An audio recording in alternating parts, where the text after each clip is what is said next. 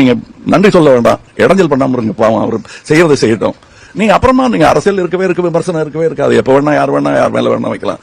இப்ப இருக்க நேரம் மனிதாபிமானம் காட்ட வேண்டிய நேரம்.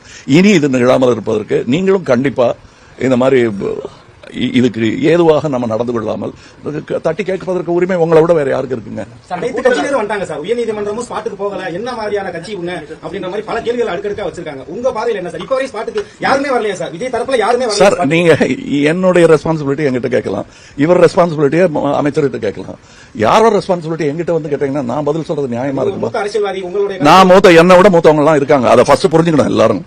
அந்த அனுபவத்திலிருந்து நம்ம பாடம் கத்துக்கணும். அது எதிரியா இருந்தாலும், ஏன்னா அனுபவங்கிறது எல்லாருக்குமே பாடம். அதனால இப்ப இந்த கட்சி பிரிச்சு தயவு செய்து நீங்க பேசாதீங்க. மக்கள் பக்கம் தான் நீங்க பேசணும். எந்த கட்சி பக்கமும் நீங்க தயவு செய்து பேசாதீங்க சார். அறிவுரை சொல்ற வயசா சார் அவருக்கு? அவர் சார் அவர்கிட்ட கேட்க வேண்டிய கேள்வி எங்கிட்ட கேட்கறீங்க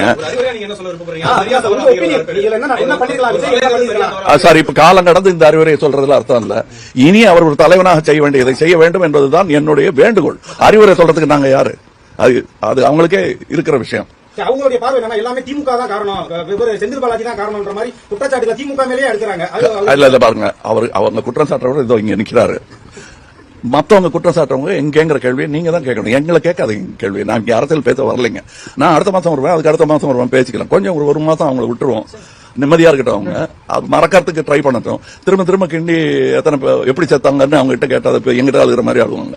அழுது ஓஞ்சிட்டாங்கன்னா கொஞ்சம் நிம்மதியா இருக்க விடுங்க. ஆமாங்க, அதை சொல்லி காட்டுறதே அசிங்கம்னு நான் நினைக்கிறேன். அது யாருக்கு ஜாஸ்தி கொடுத்தாங்க குறைவு கொடுத்தாங்கன்னு இல்லை, எவ்வளவு கொடுத்தாலும் பத்தாதுங்கிறேன். நான் என்னால முடிஞ்சதை நான் கொடுத்துருக்கேன். அரசுக்கு ஏற்கனவே நஷ்டம். இந்த இதுல நம்ம பணம் தான், அது அவங்க பணம். அரசுக்கு நஷ்டம்னா நமக்கு நஷ்டம் தான், அவ்வளவுதான். அப்படிதான் நினைச்சுக்கணும். நம்ம மக்களை பத்தி நினைப்போம். விஜய் கட்சியினர் தொடர்ந்து தலைமறைவா இருக்காங்களா சார்? அவங்க இன்னும் போலீஸ் வந்து தேடிட்டா இருக்கு. அது சொல்லிட்டேன். இப்ப சார நேரம் இல்லைங்க, அதுக்கு சட்டம் ஏற்பாடு பண்ணிக்கிட்டு இருக்கு. கேள்விகள் கேட்டுட்டு இருக்காங்க. எஸ்ஐடி வந்து இங்க உட்கார்ந்து இருக்காங்க. பெரிய போலீஸ் ஆபீசர் எல்லாம் விசாரிச்சுட்டு இருக்காங்க. நீங்களும் நானும் விசாரிக்கிறத விட இன்னும் ஆழமாகவும் உறுதியாகவும் நேர்மையாகவும் இருக்கும்னு நான் நம்புறேன். வணக்கம். வழங்கும் இடமாக அமைக்க வேண்டும். அது ஒரு முன்னுதாரணமாக, நாட்டிற்கே முன்னுதாரணமாக மீண்டும் தமிழகம் திகழ வேண்டும் இந்த விஷயத்திலையும் என்பதுதான் எங்களுடைய வேண்டுகோள். அதாவது தவிர சட்டத்துக்கு உட்பட்டு நடக்கணுங்கிறது வந்து எல்லா சிட்டிசன்ஸும் உணர வேண்டிய முக்கியமான விஷயம். சிட்டிசன்ஸுக்கு புரிஞ்சதோ அளவுக்கு தலைவர்களுக்கும் புரியணும். தயவு செய்து இந்த நேரத்தில் நம்ம வந்து அது குழப்பிட்டு இல்லாம செய்தியை நேர்மையாக சொல்லுங்கள். ஏன்னா இப்ப இந்த காலகட்டம் வந்து யார் உண்மை அப்படின்னு கேட்கிற காலகட்டம் வந்து, உண்மைனா பல உண்மை இருக்குன்னு சொல்ற காலகட்டம். உண்மை ஒன்றாகத்தான் இருக்க வேண்டும். சட்டமும் நீதியும் அனைவருக்கும் ஒரே விதமாக அமைய வேண்டும், நேர்மையாக அமைய வேண்டும். அதற்கான ஏற்பாடுகள் நடந்து கொண்டிருக்கின்றன. அதை பத்தி என்ன சொல்றீங்க, இதை பத்தி என்ன சொல்றீங்கன்னா எல்லாருக்கும் நாட்டு நடப்பு தெரியும். நிகழ்ந்துவிட்ட இந்த சோகத்திற்கு அனுதாபம் சொல்வதற்கும் அவர்களுக்கு நீதி கிடைப்பதற்கான வழியையும் இனிமேல் இந்த மாதிரி நேராமல் இருப்பதற்கு என்ன பண்ணணுங்கிறத யோசிக்கிறது தான். நான் வண்டியில கூட அதுதான் பேசிட்டு வந்தோம். இன்னொரு இடத்துல பர்மிஷன் கொடுக்கலங்கிறத விட அந்த இடத்துல கொடுத்திருந்தா என்ன ஆயிருக்கும், பாலத்துல இருந்து தண்ணிக்குள்ள விழுந்து இருந்தா இன்னும் உயிர் சேதங்கள் எவ்வளவு ஆயிருக்குங்கிறத நம்ம யோசிச்சுட்டு கொஞ்சம் பொறுப்புடன் நாம் நடந்து கொள்ளும். நாம் தான் உங்களையும் சேர்த்து என்னையும் சேர்த்து சொல்றேன்.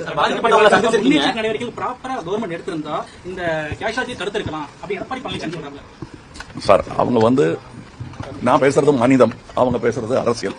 ரெண்டுக்கும் இந்த நேரத்தில் வித்தியாசம் இருக்கு. இன்னும் அடுத்தடுத்த மாசங்கள் வரும், அப்ப அரசியல் பேசிக்கலாம். இந்த நேரத்தில் நம்ம பேச வேண்டியது மனிதாபிமானமும் மனிதமும். இது இனி நிகழாமல் தவிர்ப்பதற்கு என்ன வழி உண்டுங்கிறது எல்லா கட்சிகளும் பாரபட்சம் இல்லாமல் உட்கார்ந்து யோசிச்சு அந்த திட்டத்திற்கு ஒத்துக்கொள்ள வேண்டும். முதலமைச்சரும் மனதிலகி இந்த மாதிரி ஒரு சட்டத்தை கொண்டு வரணுங்கிறது தான் எங்களுடைய வேண்டுகோள்.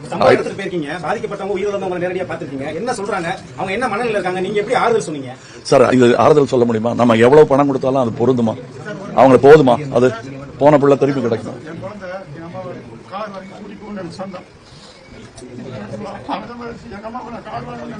இதுதான் சொல்றாங்க.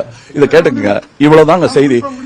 இதை தவிர வேற என்ன சொல்ல முடியும்? அவங்க கிட்ட நீங்க அரசியல் கேட்டுட்டு இருக்க முடியுமா? புள்ள போச்சுங்கிறாங்க. எத்தனை லட்சம் கொடுத்தாலும் அவங்களுக்கு கிடைக்க போறது இல்ல. இந்த பணம் எவ்வளவு கொடுத்தோங்கிற போட்டியும் வேணாம். அவங்களுக்கு நீதி கிடைக்குதாங்கிறத நீங்க தான் பார்க்கணும். We all should. என்ன நீங்க ரெஸ்பான்சிபிலிட்டி தூக்கி போட முடியுமா? இவன் என் அக்காவும் தங்கியும் தம்பி அங்க இருக்காங்க, ரெஸ்பான்சிபிலிட்டி இவரா அவரான்னு எப்படி? நம்ம தான் ரெஸ்பான்சிபிலிட்டி, இவர் தான் ரெஸ்பான்சிபிலிட்டி. அவர் கடமை என்ன முடியுமோ அவரை செஞ்சிருக்காரு.